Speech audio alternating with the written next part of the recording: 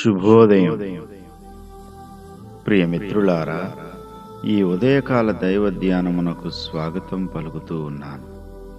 దేవుని పరిశుద్ధ వాక్య భాగంలో నుండి అపోస్తులుడైన పౌలు కొరింథీయులకు రాసిన 2వ పత్రిక 12వ అధ్యాయము 10వ వచనాన్ని చదువుకుని దేవుని వాక్యాన్ని ధ్యానము చేద్దాం. క్రీస్తు నిమిత్తము నాకు కలిగిన బలహీనతలలోను, నిందలలోను, ఇబ్బందులలోను, హింసలలోను, ఉపద్రవములలోను నేను సంతోషించుచున్నాను. దేవుడి పరిశుద్ధ వాక్య భాగమును మన వినికిడిలో ఆశీర్వదించునుగాక. ఆమేన్.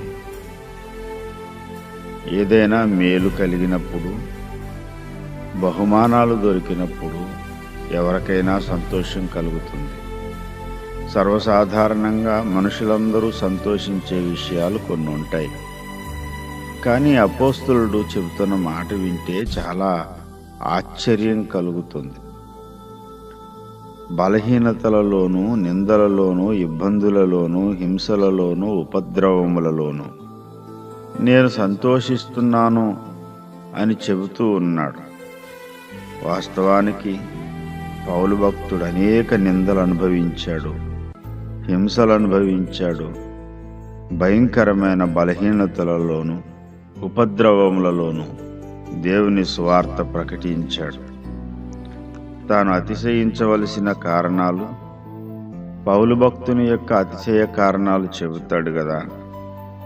నా స్వజనుల వలన ఆపదలలోనూ, అన్యజనుల వలన ఆపదలలోనూ అని ఇంకా అనేక విషయాలు చెబుతూ కొరింథీ పత్రిక 11వ అధ్యాయము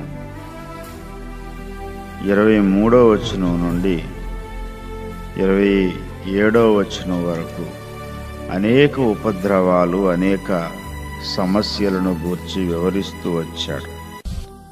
తనకు కలిగిన సమస్యలన్నిటిలోనూ కృంగిపోలేదు. దుఃఖముతో, నిట్టూర్పుతో దేవుని మీద తిరుగుబాటు చేయలేదు, సనగలేదు. పైగా తనకు కలిగినటువంటి శ్రమంతటిని బట్టి సంతోషిస్తూ ఉన్నాను అని సాక్ష్యమిస్తున్నాడు. పౌలు భక్తుడు సంతోషించడానికి కారణమేంటి? శ్రమ, వేదన సంతోషానికి కారణమా? బాహ్యంగా పైపైనే చూసేవారికి ఇది అంత అర్థవంతంగా కనిపించదు. ఎందుకంటే శ్రమలు, హింసలు, ఉపద్రవాలు, అన్యాయమైన అపనిందలు ఇవేవి కూడా సంతోషానికి కారణం కాదు కదా. కానీ పౌలు భక్తుడు సంతోషించడానికి గల కారణం ఏమిటంటే, ఈ శ్రమ, హింస తానేదో తప్పు చేసినందుకో, తానేదో దేవునికి వ్యతిరేకంగా, సమాజానికి వ్యతిరేకంగా ప్రవర్తించినందుకో కాదండి. క్రీస్తు నిమిత్తము నాకు కలిగిన బలహీనతలలోనూ, హింసలలోనూ అన్నాడు. తనకు కలిగిన సమస్యలన్నీ క్రీస్తు నిమిత్తమే.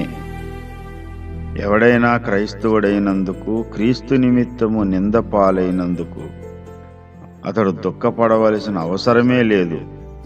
పేతురు గారు చెబుతారు, మొదటి పత్రిక 4వ అధ్యాయము 14వ వచనంలో, క్రీస్తు నామము నిమిత్తము మీరు నింద పాలైన ఎడల మహిమాస్వరూపి అయిన ఆత్మ, అనగా దేవుని ఆత్మ మీ మీద నిలుచుచున్నాడు గనుక మీరు ధన్యులు.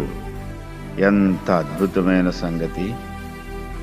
ఎవరైతే క్రీస్తు నిమిత్తము నింద పాలవుతారో, క్రీస్తు సువార్త నిమిత్తము హింసింపబడతారో, ఆ మరుక్షణం దేవుని ఆత్మ మన మీద నిలుచుచున్నాడు.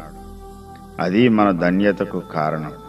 ప్రియమిత్రులారా, పౌలు భక్తుడు సంతోషించడానికి హేతువేమింటే, ఎప్పుడైతే హింస పొందుతున్నాడో వెంటనే పరిశుద్ధాత్మ దేవుడు దిగి వచ్చేస్తున్నాడు. అంతేకాదు, కొద్దిపాటి ఈ శ్రమ అత్యున్నతమైన మహిమైశ్వర్యాన్ని నాకు అనుగ్రహిస్తుంది అంటాడు. ఈ భూమి మీద క్రీస్తు కొరకు మనం పడే శ్రమ, నింద, అత్యధికమైనటువంటి మహిమను మనకు అనుగ్రహిస్తుంది. ప్రియమిత్రులారా, రక్షణ పొంది నీ స్వజనుల వలన నీవు హింసింపబడుతున్నావా? నీవు ధన్యుడవు, నీ మీద పరిశుద్ధాత్మ దేవుడు నిలుచుచున్నాడు. సువార్త ప్రకటిస్తూ అన్యాయమైన అపనిందలు భరిస్తున్నావా? దిగులు పడనవసరం లేదు. పౌలు భక్తుని వలె మనం కూడా సంతోషిద్దాం.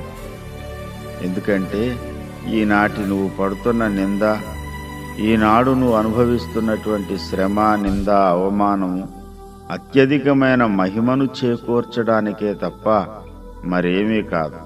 క్రీస్తు శ్రమలలో పాలివారమై పౌలు భక్తుని వలె శ్రమలలో సంతోషిస్తూ ఆనందంతో సాగిపోదాం. దేవుని మహాకృప చేత నింపబడదాం. దేవుడి ఈ లేఖన భాగమును మన వినికిడిలో ఆశీర్వదించునుగాక. ఆమేన్.